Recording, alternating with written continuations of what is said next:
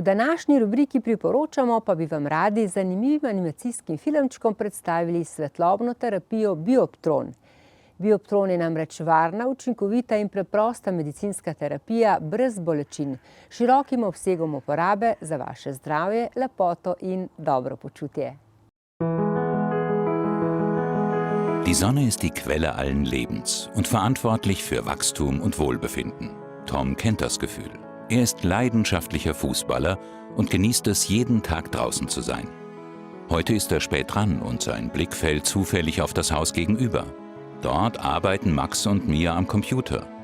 Wie die meisten Menschen verbringen sie rund 90% ihrer Zeit in geschlossenen Räumen, ohne natürliches Licht.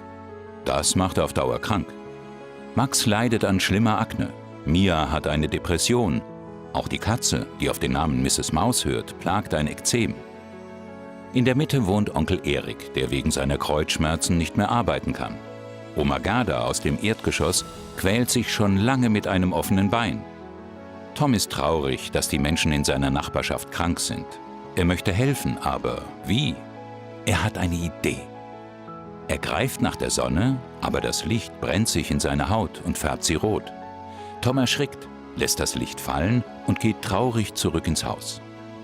Sonne ist gut, aber gesund muss sie sein. Dann entdeckt er einen Regenbogen und hat einen Plan. Tom greift wieder nach der Sonne, aber diesmal ist er schlauer. Er packt die Strahlen in ein Gerät, in dem sie gebündelt werden.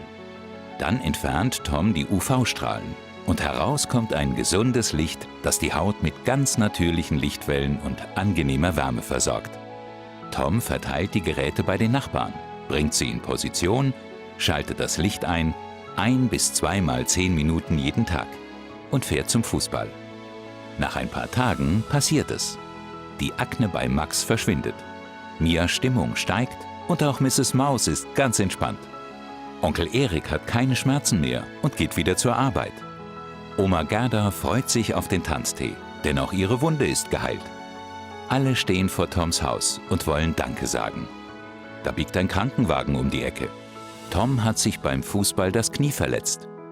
Max kommt mit dem Licht und hält es auf Toms Knie. Tom ist glücklich und denkt, ich möchte Arzt werden, Bioptron-Medizin machen und es der ganzen Welt erzählen.